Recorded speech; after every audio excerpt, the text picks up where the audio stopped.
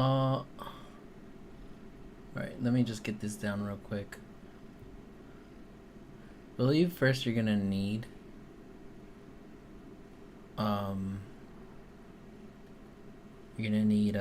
the game from Steam first. You can get it for free right now. Should be right here.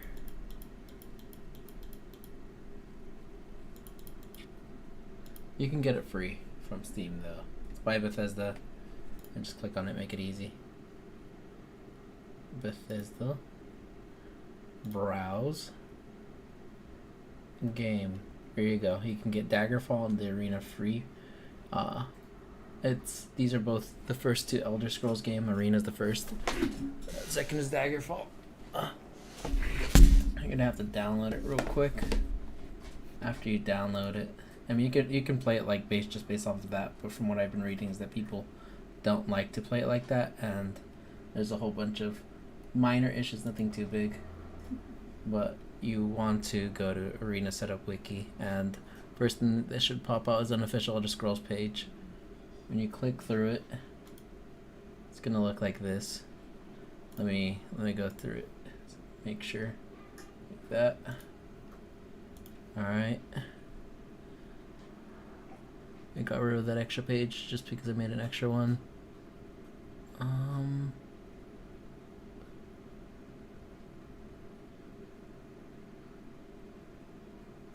Alright, so the one that you get from Steam is the floppy disk version, which is really hated on because it doesn't have all the intro, the cutscenes, and voice acting that CD version had. So what you're gonna do is you're gonna have to download it from here.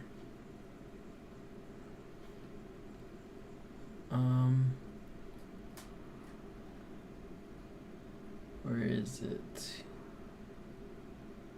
Oh, and then you can just download it from here. And set details to maximum. Okay. Each component, and we're just gonna read what to do next. Each component can be selected or not individually. Official component must be installed. DOSBox. The setup was done with in-house setup 556. Components are listed if the game with the name of the original's authors. Thanks for their work.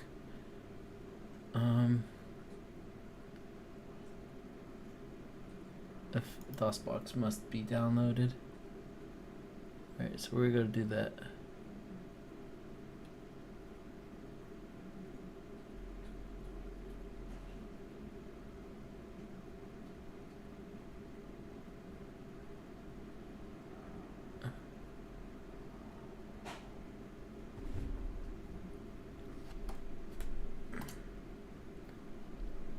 Sorry, Vitas. My cat's up here. He's not supposed to be. I'll move my food. Alright.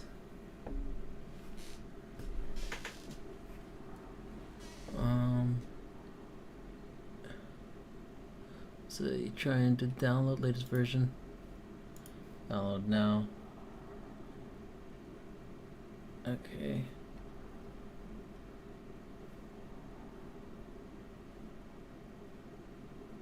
Arena setup on. Yes. Next. Core files, desktop. Shortcut. I like to keep it in a different drive just so that way it doesn't clutter my first drive, which is an SSD. So I'm gonna put it in this one. Okay.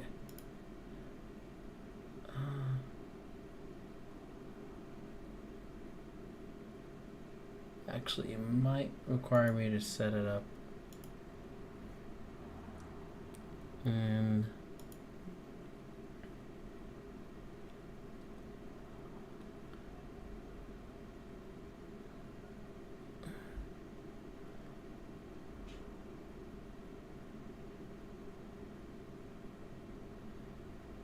I'm just gonna put in the same directory as the Elder Scrolls. Might just be arena. There you go.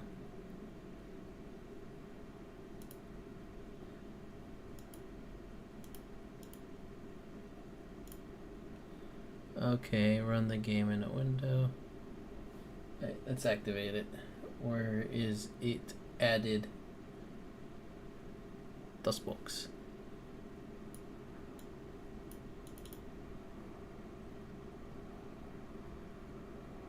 Intro for support.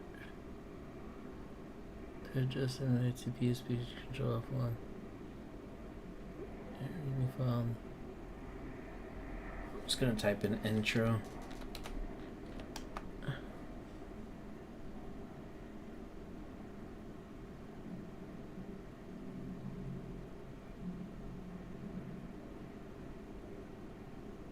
Let me actually look at the video. We're just gonna do it through the video. This is also just to play through the game, but arena. I'm trying to look at the community page. Elder Scrolls Arena, Community Hub.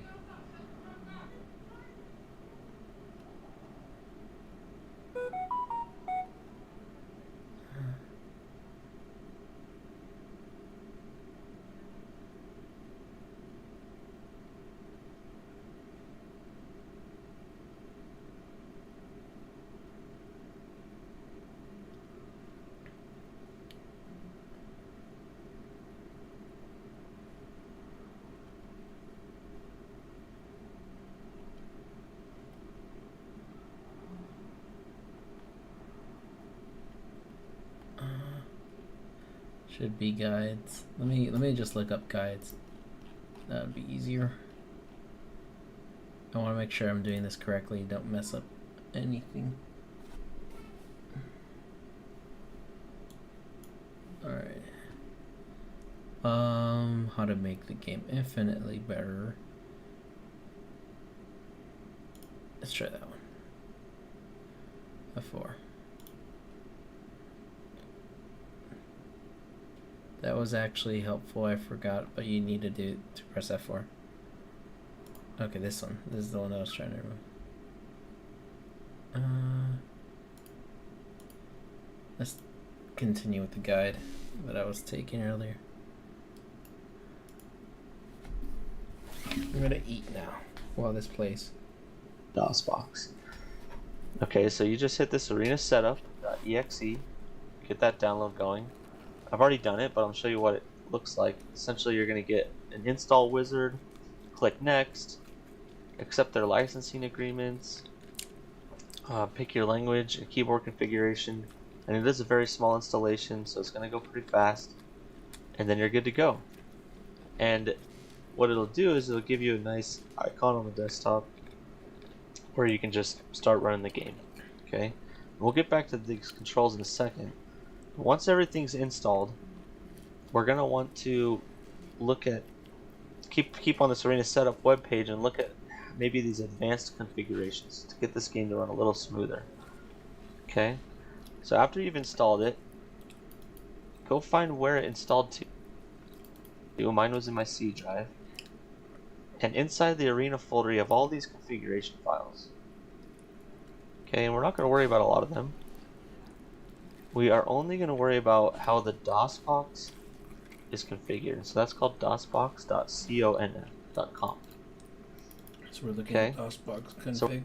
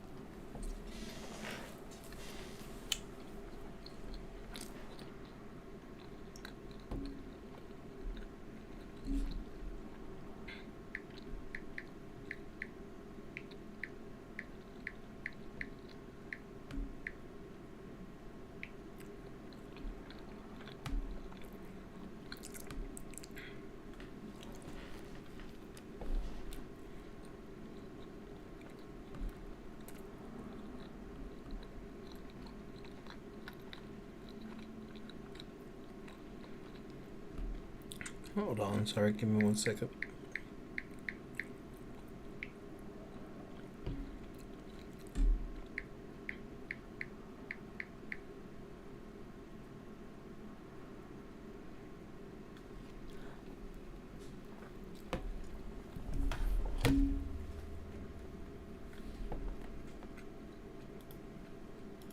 So we're going to open that file up. And if you're not used to seeing these kind of things, this is essentially just a bunch of instructions that the DOSBox is going to use to produce the game in the way that you want it to. So I've already made a lot of these changes, and we're going to point out the ones that I made. So first it says you can change full screen to true or false. So I think it defaults to false. So all that is an instruction to the DOSBox to start it as full screen or start it as windowed. So if you want to play windowed, you want this to be false, but I like full screen, so I'm going to say true.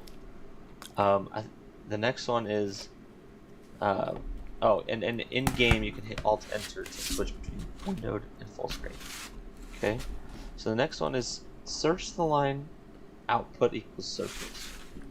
So it doesn't say surface for me because I've already changed it, but output is right below window resolution. And it originally said surface here, but we can get a little bit better graphics out of the game if we change it to DDraw. They also recommend OpenGL or OpenGL-NB, but I could not get those to make the game open in full screen. So yeah, whenever I tried to open this game in full screen on these two, it would just crash.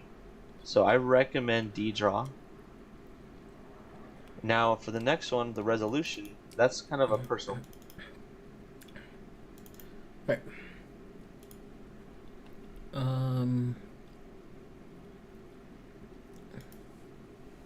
Oh, but the draw. I wouldn't normally advise doing anything like this unless you're watching a video beforehand. So I run my monitor at 1080p, and so when I'm in full screen, I want it to be 1920 by 1080, and this is how you can write it. I think it originally says original, but we want to change that. Okay, and whenever I go into Windows, I want it into windowed mode. I want it at 720p. So we've changed full screen, full resolution, window resolution, and output.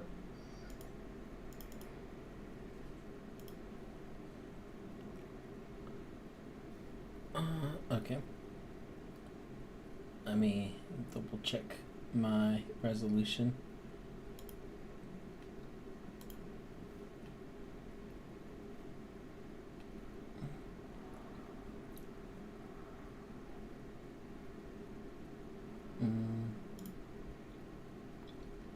Display. So it is. Did he type in the X? All right. Yeah, okay. I'm gonna do this off to the side. This one, just so that I can get a better look at it.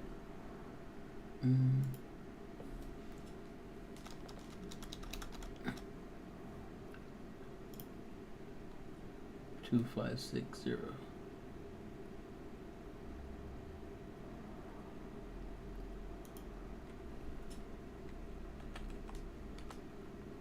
X 1440. Then we're just gonna retype that or copy and paste this.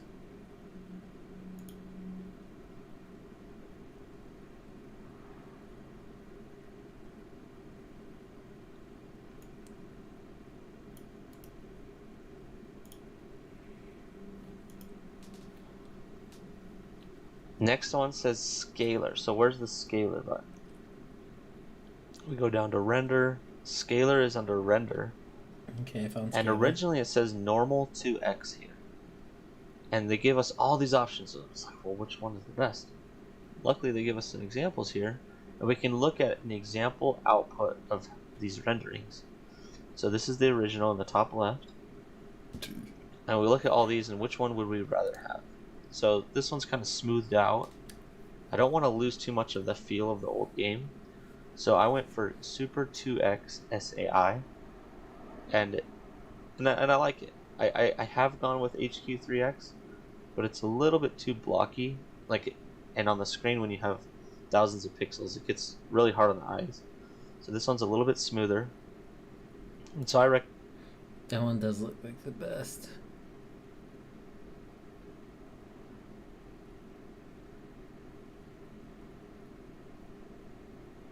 recommend Super 2X SAI. 2X SAI. Alright.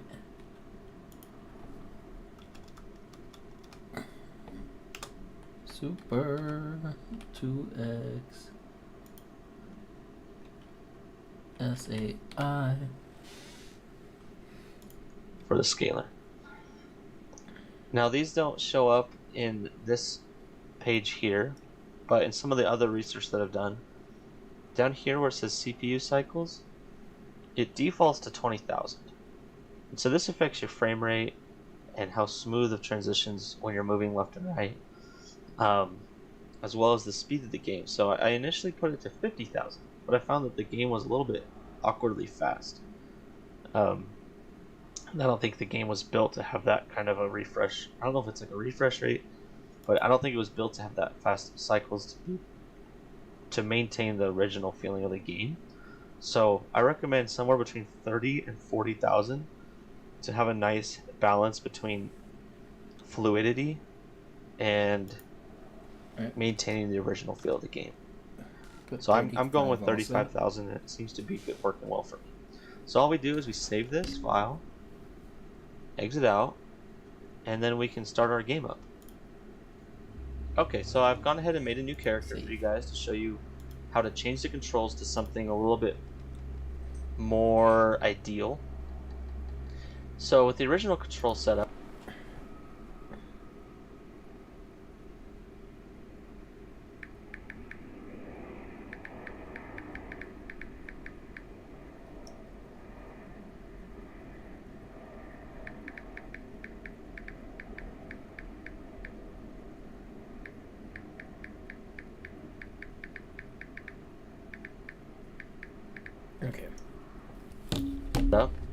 you can move around by clicking on the screen if you want.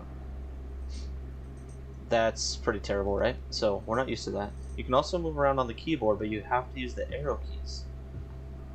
And we like to be able to access the other hotkeys on the keyboard in a much more efficient way. So, for example, WASD is usually how we move. W and D don't do anything. A defaults to switching bringing your weapon out and in. S gives a status update, and so on. In fact, J is to jump, which is completely bonkers for our modern control setups. So, what I'm going to show you is, in DOSBox, there's a way to configure the controls. In the game there isn't, so there's not like a game controller configuration menu like a lot of games have nowadays, but in DOSBox we can. So, the way I would recommend doing it is if you hit Control F1 in game, this brings up a nice keyboard layout, and the most important thing about this keyboard layout is that if we click on a specific key, it'll tell us that this key has an event and a binding. So the event is the function in game of what that key does, and the binding is the key that you press to get that event to trigger. So by default, every key's binding is the same as the event. So if I hit A, it's going to do the in-game function that's related to A, which is to take the weapon out. And so what we want to do is we want to identify every key that has a trigger, an event that we're interested in, and then we want to identify the ones we want to change it to. So for example, key up, left, down, and right are movement keys, and we want their bindings to be W, A, S, and D. So to do that, we're going to go through each one and we're going to delete the bindings so that nothing is associated with them, and then we're going to delete the bindings of the ones that we want to switch it to.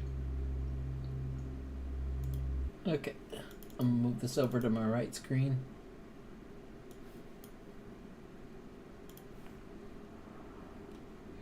And I'm going to start the game and do the same. Start the game and do the same. Press Control F1.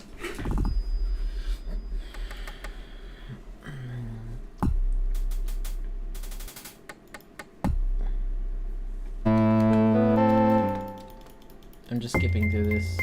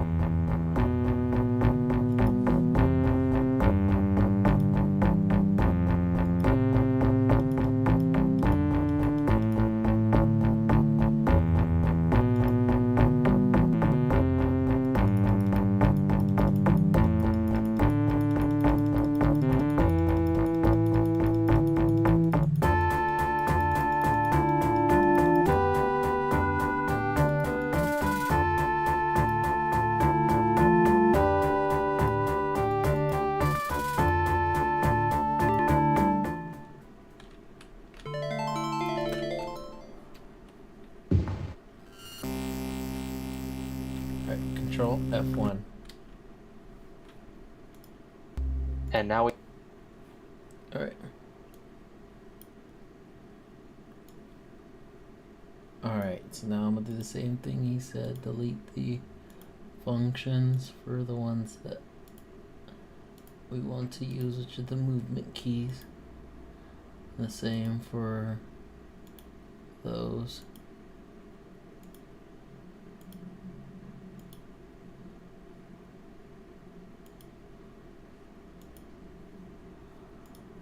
have WASD unbound and the arrows unbound. And this is where we need to be specific in how we do this. We need the event of the movement to be tied to the key that we want. So key up event, I need to add W binding to it. Same with left, add A, down, add S, and right, add D. Okay?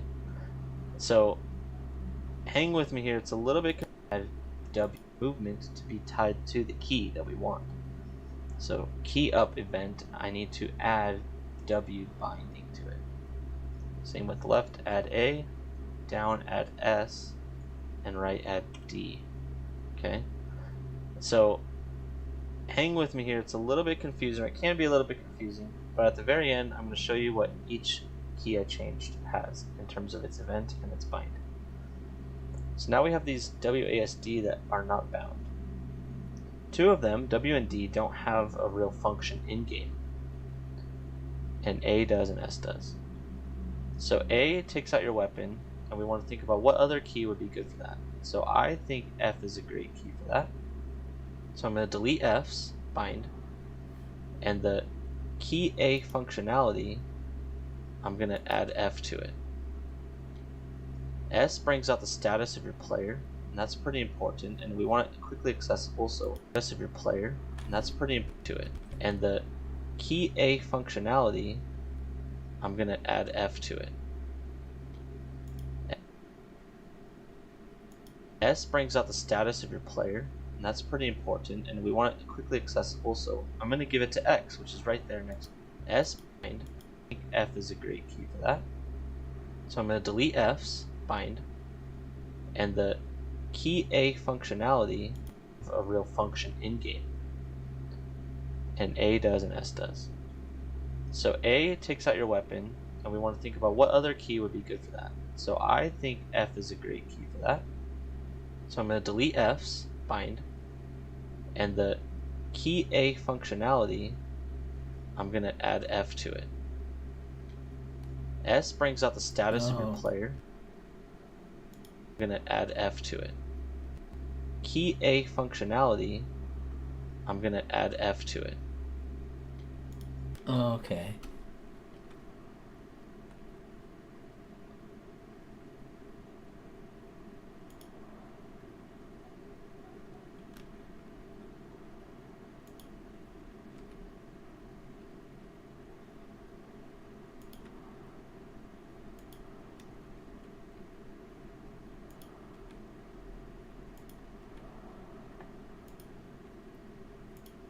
So the way you add it is you're just clicking on the one that the function with that key.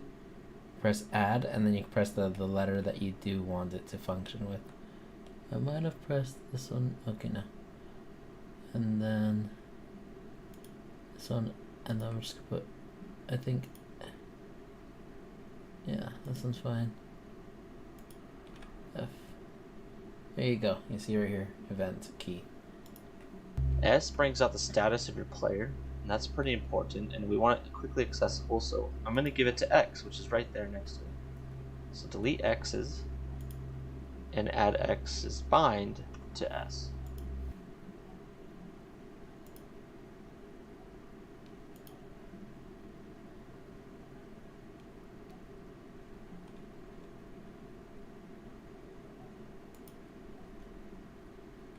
Okay. W doesn't do anything, so I'm going to just kind of give the corresponding up key to it. D, I'm going to give the right key.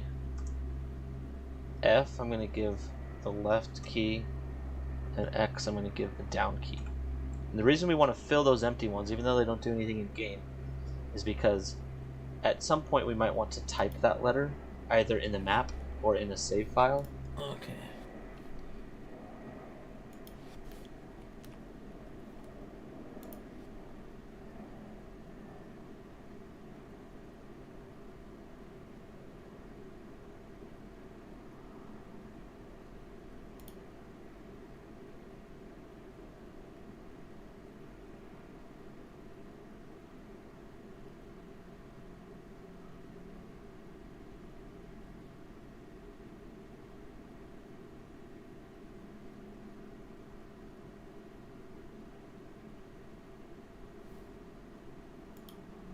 And so we might want to type ones, even though they don't do anything. And X, I'm going to give the down key. And the reason we want to fill those empty ones, even though they don't do anything. And X, I'm going to F, I'm going to give D, I'm going to give the right key. F, I'm going to give the left key. And X, I'm going to give the down key. And the reason we want to fill those empty ones, even though they don't do anything in game, is because at some point we might want to type that letter, either in the map or in a save file.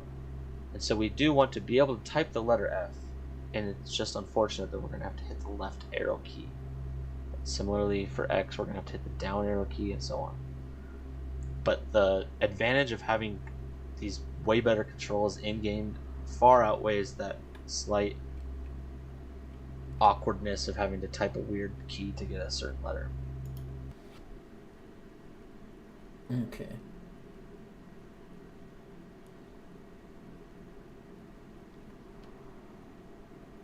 Give the down key, F key to it. D, I'm going to give the right, kind of give the core. W doesn't do anything, so I'm going to just kind of give the corresponding up key to it. D, I'm going to give the right key.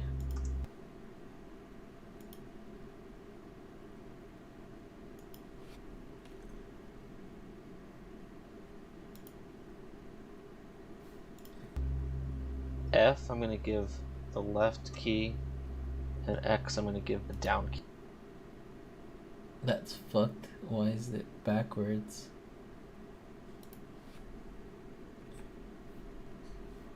And the reason we want to fill those empty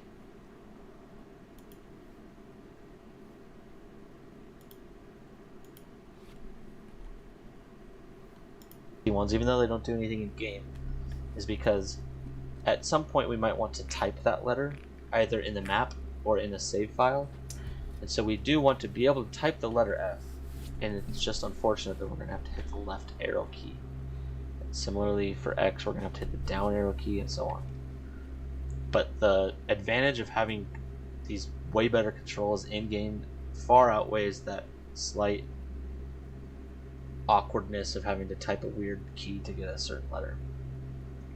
So now we have WASD bound to the movement keys, and I can pull up my weapon with F, and I can look at my status with X. The next one we want to look at is J is jump in the game.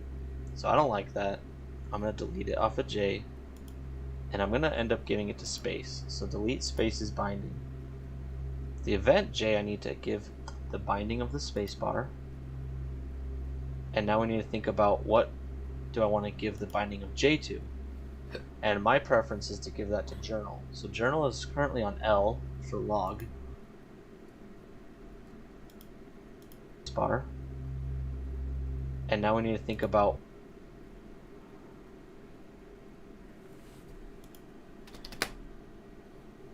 what do I want to give the binding of J to? And my preference is to give that to journal. So journal is currently on L for log, but I want journal to be J. So I'm going to delete L's and give it the binding of J. And that leaves us with space event getting the binding of L, which really doesn't do anything. So, and those are all the ones I'd recommend. So just to go through them one by one, what you really need is to have the events and the bindings to line up. Easy. So the key W event is given to key up, which is the up arrow. The A event is given to F. The S event is given to X. The D event is given to the right arrow. The X event is given to the down arrow. The F event is given to the left arrow. J event is space. L event is J. Space event is L. Up event is W. Left event is A. Down event is S. And right event is D. And these can all be changed. Once we hit save, you'll see something called mapper files saved. And if you go find that your game's installation, right event is D. And these can all be changed. Once we hit save, you'll see something called mapper files saved. And if you go find that your game's installation, all these configuration files, there's one called mapper. And you can also, the second way to do this, if for some reason the Control F1 menu is not working for you, for example, it wasn't working very well for me at first, and that might have been just me misunderstanding it. But when I originally did this, I actually changed the events and keys in here. So whatever's on the left is the event, and whatever's on the right is the unique key name. So you could go to like key A event and give it the unique value for key F. Since we saved it, this is all actually corresponds to the controls though. So I do recommend using this setup. It's a little bit more straightforward. So we save it and exit it, go back to the game, and now if I hit W I should move forward, D moves me right, A moves me left, S moves me backwards. Awesome. So J should bring the journal up, cool. L should not do anything, and space should jump. If you want to jump forward, you need to hold shift space. And so you can click all these icons to do those things. Bring out your weapon, map, steal, status, magic, journal, inventory, or rest. But now we have F brings out our weapon. M still brings out the map, which I'm fine with. P still tries to pickpocket, which I'm fine with. Now we have X doing the status, so it's still readily available. Steal. If you want to jump forward, you need to hold shift space. You should bring a journal up. If I hit W, I should move forward. D moves me right. A moves me left. S moves me backwards. Awesome. So J should bring a journal up. Cool. L should not do anything, and space should jump. If you want to jump forward, you need to hold shift space. Shift space.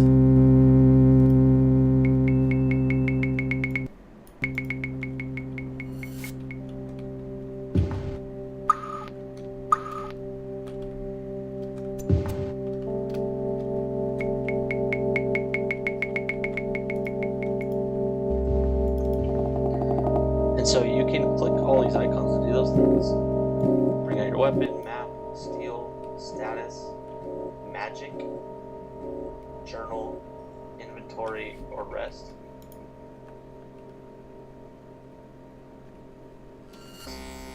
Bring out your weapon, map, steal, status, magic, journal, inventory, or rest.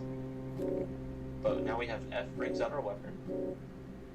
M still brings out the map, which I'm fine with. P still tries to pickpocket, which I'm fine with. Now we have X doing the status, so it's still readily available. C casts a spell, and that's pretty simple. That's like logical. C for cast. Journal is J, okay. Inventory, I don't actually know what the hotkey is for this, but if you click it, it'll show some stuff right here. If you have any, then you can just switch around. That's not that bad to click. And then camping is R. R for rest. In addition, you can click on your face over here, and you can get some basic character information into your inventory. Now, one thing we did lose the ability to do is, or easily, is to drop with the keys, but there is a button to drop here. So like D is bound to the right arrow, so I could drop with the right arrow. That's kind of awkward. But I just click drop anyways, so I don't find that too bad. So now to get to where I was talking about how we needed those everything bound to at least something. If I go to save the game, and I wanted to type this word failure in as my save game, it's not as easy anymore. To actually navigate around, I need to use the WASD because the arrow keys and stuff. And if I want to type failure, I can't just type FAILURE, because it does a whole bunch of other stuff that we just found. So I need to think about, well, what did I bind to F? The left arrow. A is bound to F. I. L is spacebar. U, R, E. Okay? Save the game. Alright. But I think, like I said before, the smooth gameplay of being able to control your character like you do to some extent is far outweighs that issue of having to remember a few awkward key settings for when you actually have to type, because you don't actually have to type a lot. Alright? And so that's my recommendation on how to get Arena set up with Arena Setup. And to get the game running smoothly, like you can tell, moving back and forth is not choppy. If you had the original configurations, it'd be really choppy and really slow. So it's a little quicker and a little smoother. And then the controller setup is much more intuitive. And for you guys' information, I've been streaming on Twitch for a few days now, and I'm going to continue streaming all of the Elder Scrolls games. We're starting with Arena.